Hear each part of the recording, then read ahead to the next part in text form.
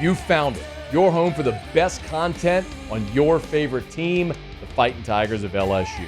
Do us a favor, subscribe to the channel, leave your comments below, and be sure to smash that like button.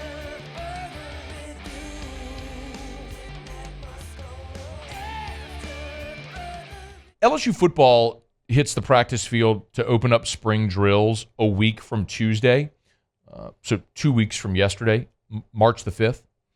And as we get closer to spring football, it's going to be interesting talking about some of these spring storylines. Shea Dixon was here earlier this week for those that might have missed that. And, you know, I kind of asked him a little bit about the early enrollees, who to keep an eye on. That was an interesting conversation. He actually mentioned there's some sleepers, maybe a potential position change as well for one of the receivers who might change positions to defensive back. It's always interesting because the benefit of those 15 spring practices is that. And it's different for all different sort of tiers. You have returning starters who probably don't need spring ball. You have veteran players who are going to be first-time starters who spring football is a great opportunity for them to get their first taste of running with the ones and being the guy. So you're ready when fall camp comes to hit the ground running. And then you have your younger players who this is their opportunity, especially the early enrollees, to get a taste, right? To feel like they're in college football, to give them a little bit of a jump start before you get to the fall, if there's an expectation of them playing. So it's really just depending on what tier you're in.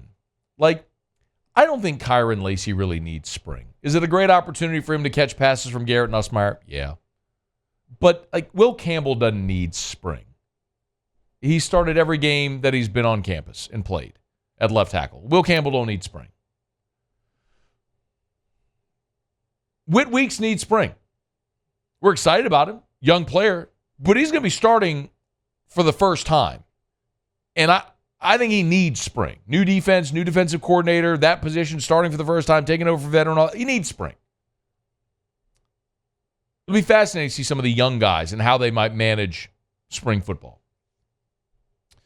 So it's different for everybody. And Mark Schlabach over at ESPN had a piece where he looked at the way too early top 25 over at ESPN and listed the biggest spring storyline, or the biggest question going into spring for all the top 25.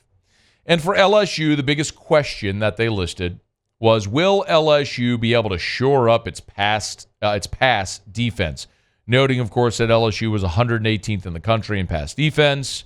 They fired Matt House in the secondary, so really the whole defensive staff. They brought in Blake Baker and Corey Raymond. You've got Jake Olson now coaching safeties.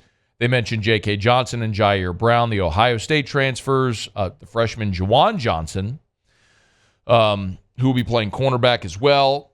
Major Burns returning. Jordan Gilbert transferring in from A&M. Basically, is LSU going to fix the secondary? And I actually agree with Mark Schlabach that is the biggest question. Who's going to win those jobs in the defensive backfield? Does that happen in spring? Now, I don't think that's the biggest question on the roster. For me, and I've said this and I'll continue to say it, the biggest question on LSU's roster for 2024 is defensive tackle. And it ain't close.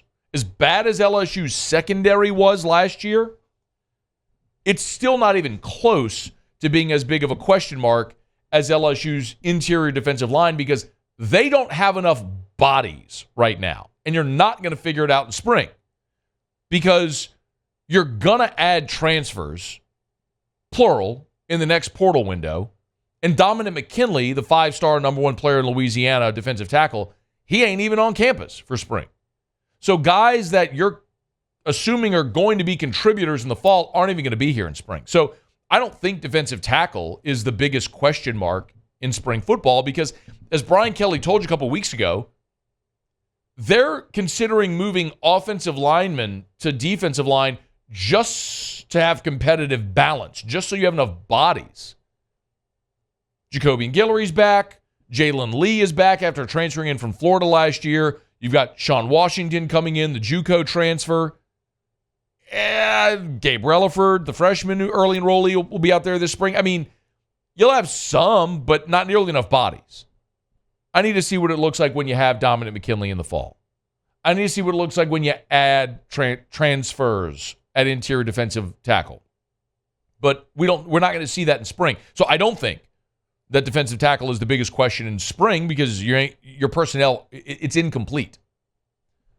But in that secondary, he's right. You have so many bodies in the defensive backfield. Like, it's the opposite problem. You've got tons of bodies, just guys that haven't performed. Now, can Jair Brown come in and lock himself in as a starter? I think Jair Brown is a great one to watch. Maybe my number one most interesting player to watch this spring for LSU in that secondary. J.K. Johnson coming off an injury, to what extent he participates, obviously. Zy Alexander coming off the torn ACL. He's obviously not going to play. I mean, he tore his ACL against Army. He's not going to participate in the spring, but we'll revisit that in the fall. But yeah, I said it before, I'll say it again. There's not a single defensive back that I think, if you're LSU, you could lock in and say, yep, that guy is starting for LSU in Vegas against USC. Not a single one. Now, I can make assumptions. I hope Jordan Gilbert becomes a starting safety. Major Burns has played a ton. It makes sense that he'd be out there. Sage Ryan could be your starting nickel. He's played a lot for you. Jair Brown, highly rated transfer from Ohio State. Yeah, like there are assumptions I could make, but none of that is definitive, and I don't think it will be. Maybe not even after spring. But yeah, I think that's the number one question. There's two others, I'll tell you, that I'm keeping an eye on this spring, and obviously as we get closer, we'll talk more about it. Wide receiver is huge because you're replacing two 1,000-yard receivers, two first-round draft picks in Malik Neighbors and Brian Thomas. You've got Kyron Lacy, we all know, but you've got C.J. Daniels coming in from Liberty. You've got Xavion Thomas coming in from Mississippi State. And then you got veterans. Chris Hilton, Aaron Anderson, Shelton Sampson year 2. How does that look? You've got Garrett Nussmeier taking over for Jaden Daniels and 2,000-yard receivers out the door. You brought in 2 transfers, but nothing is settled there. I mean, Kyron Lacy has never been more than your third best option. Is he a 1? I can't say that definitively. I hope he is, but I don't think that's completely established. Daniels was a 1,000-yard receiver at Liberty last year. Does he just make that transition immediately to LSU and as a 1,000-yard? Maybe not. Xavion Thomas, Louisiana kid who was at Mississippi State, has been a productive receiver, was Mississippi State's leading receiver this past year in a pretty pedestrian offense. Could he come in and be a 1? Could he be part of the... Last year we all talked about Aaron Anderson. 5-star, former Louisiana guy, 5-star, went to Bama, battled injuries, didn't play, comes home. We all thought Aaron Anderson was going to be a dude. He'd carry the ball, he'd catch the ball, he'd return kicks and punts. He had a very minimal impact his first year in Baton Rouge. So we can make assumptions, but until we go see it out there, there's nothing to say that any of that's solidified. So I think receiver would be my second biggest question, not because I don't think you have them. It's just in what order, like who emerges. And then Nussmeier would be number 3. Those would be my biggest questions for spring. Defensive backfield. Do you get any pecking order starters, receivers who really emerges and establishes himself? And then Nussmeier. And Nuss has been around for 4 years, and I feel like we feel like we know a lot about Garrett, but he started one game in his career, and it was the bowl game.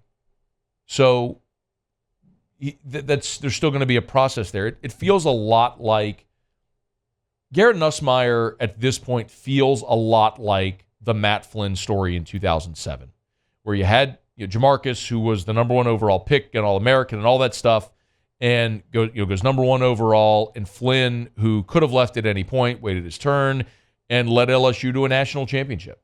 And I don't know that I'm predicting that for Garrett this year, but there are a lot of parallels to what happened then.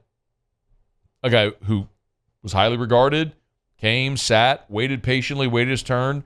When Flynn got a shot, they won a national championship. Like, this is Nussmeier's shot. So what do you do with it? You got tons of talent all over the field. Great offensive line. You have some really good running backs, just a stable of incredible receivers, a junior tight end that'll be a third-year starter. I mean, all the elements are there. Just how does it look? Continue to see that progress. So LSU be on the practice field for spring a week from Tuesday. A lot of storylines abound as Tigers will start year 3 under Brian Kelly. Hey, thanks so much for watching. Please leave your comments. I love to interact, and be sure to hit the red subscribe button below.